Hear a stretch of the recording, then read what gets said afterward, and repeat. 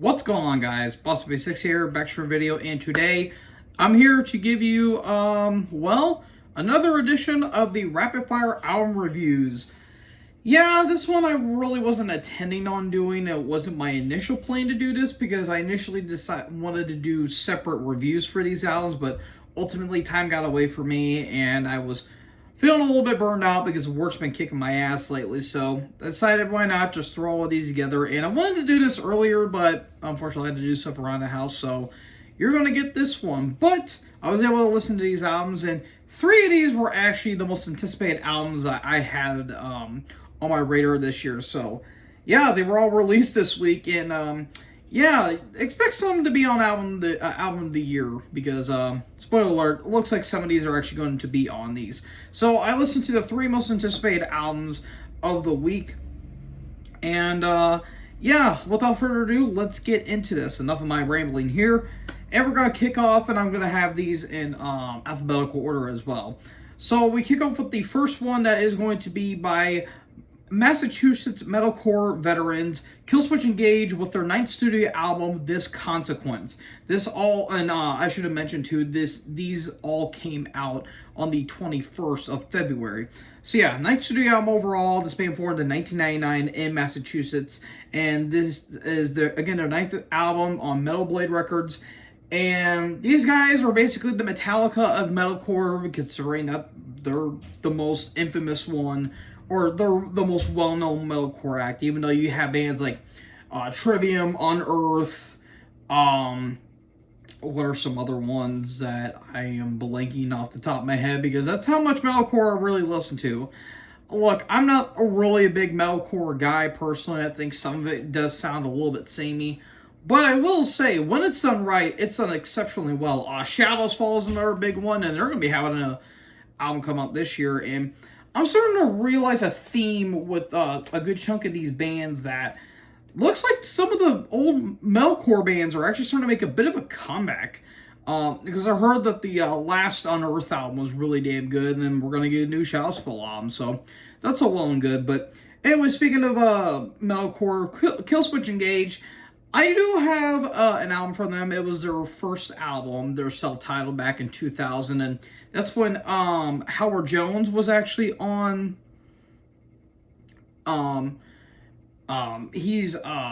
Sorry, I lost my train of thought there. Howard Jones was the original vocalist before Jesse Leach took over for the band. And I liked Howard's vocals on the first couple albums. I thought they were actually pretty damn good. Even though they may have sounded a little samey at some points, but that can kind of be metalcore for you. But Howard was a pretty good vocalist, but Jesse was kind of the voice of this band. And there were obviously some lineup changes because, well, it's music and you're going to have some lineup changes no matter what.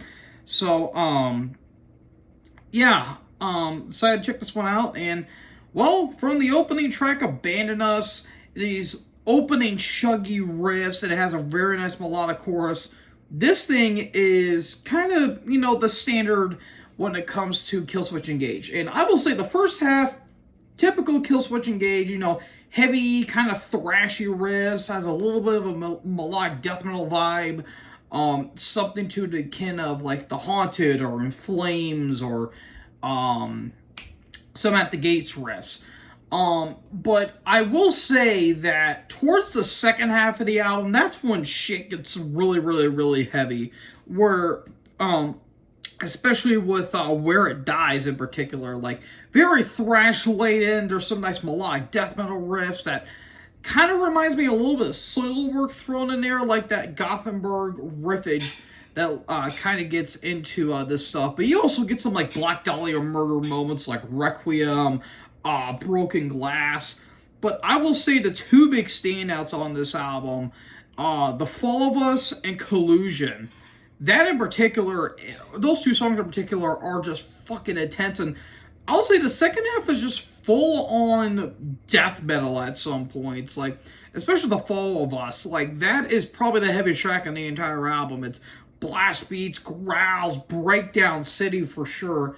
And it's just heavy as all hell.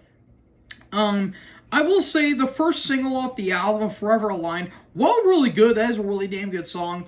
The chorus is a little odd. Like, it's like this fast, heavy, chuggy song, but then the chorus hits, and it kind of doesn't follow that momentum that the first half of the song had.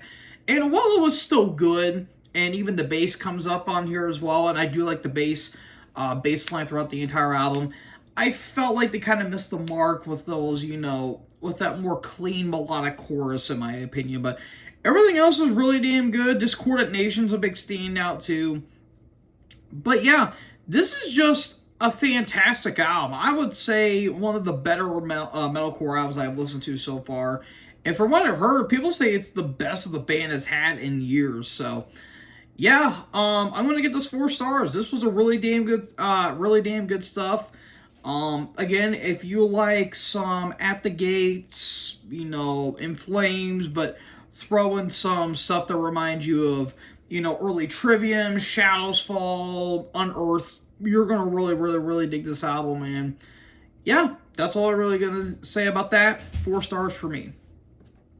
So, we then go all the way to, hold up, went up there a little bit.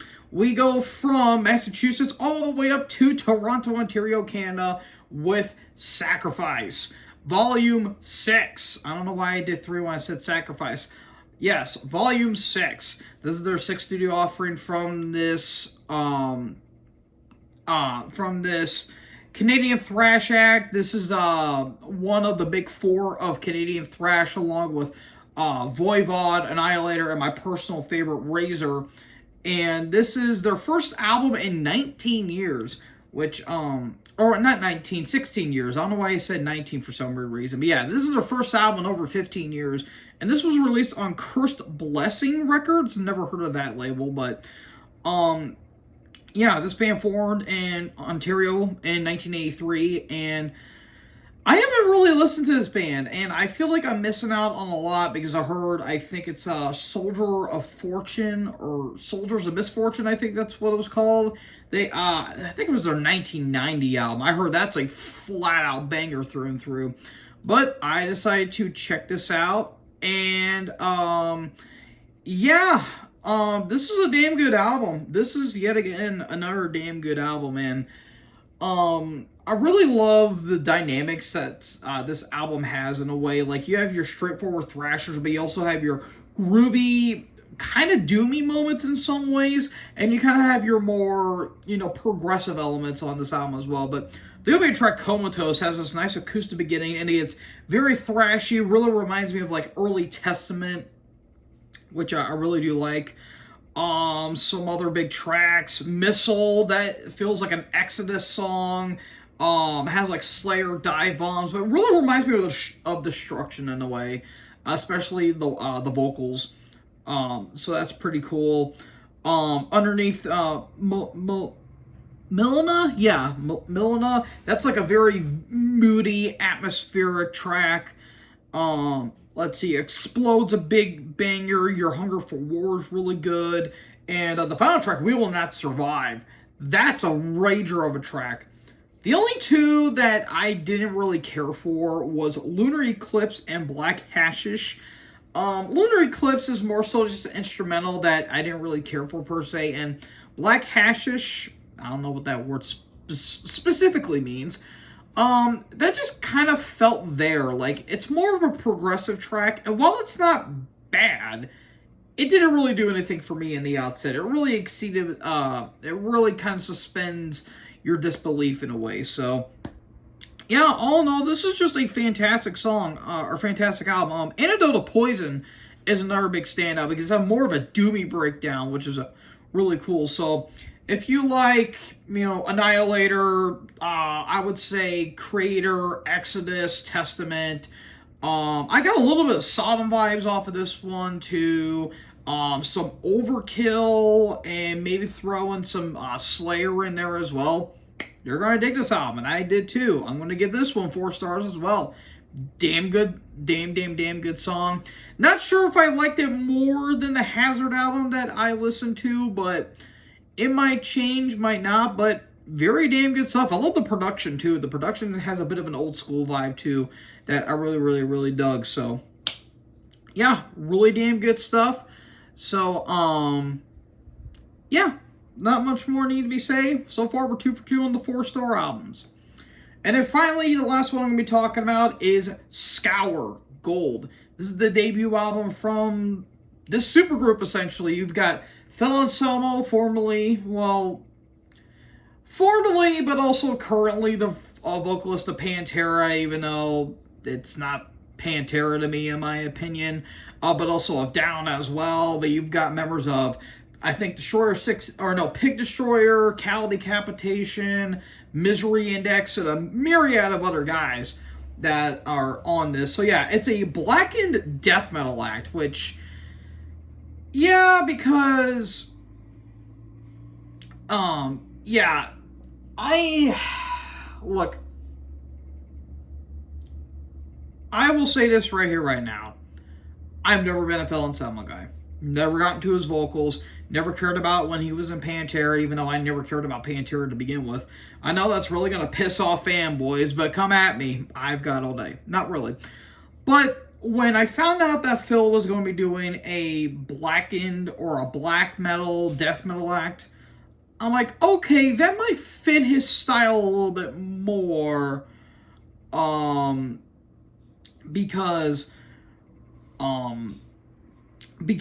when he does the more hardcore stuff, it comes off as tough guy, and it never really does anything for me. But yeah, I was very curious to check this out. This was released on Nuclear Blast Records, and it's being formed in 2015 in the States. It doesn't really say where on the Metal Archives, so you're going to have to go with me on that here. So we kick off with the opening track, Cross, and after that snare roll, massive Misery Index vibes. This thing just goes off the fucking handlebars instantly.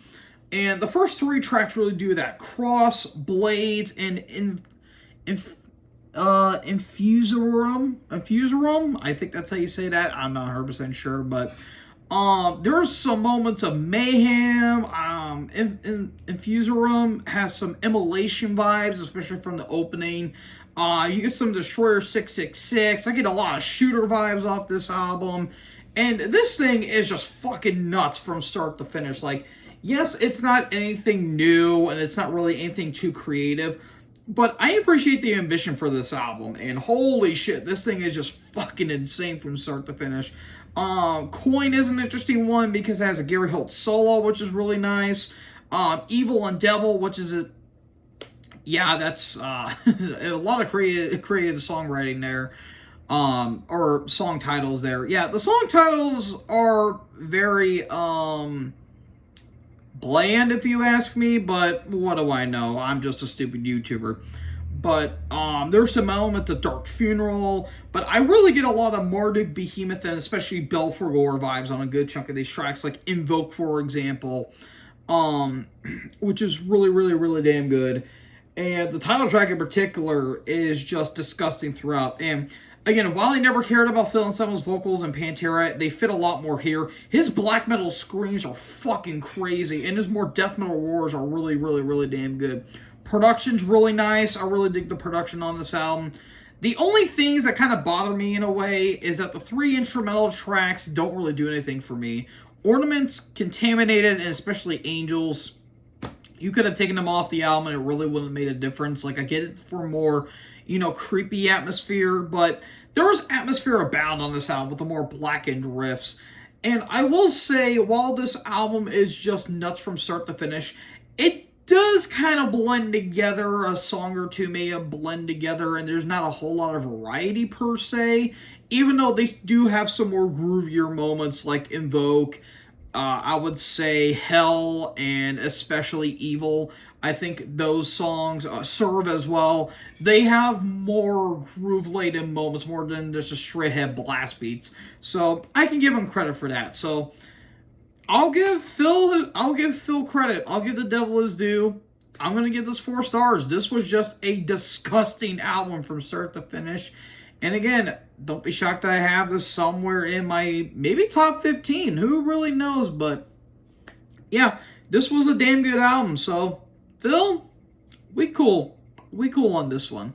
So folks, what did you guys think about these albums? Let me know in the comment section below. Make sure you guys leave a like, leave a comment, tap the big red subscribe button, and tap the bell so when I upload, you guys will be notified.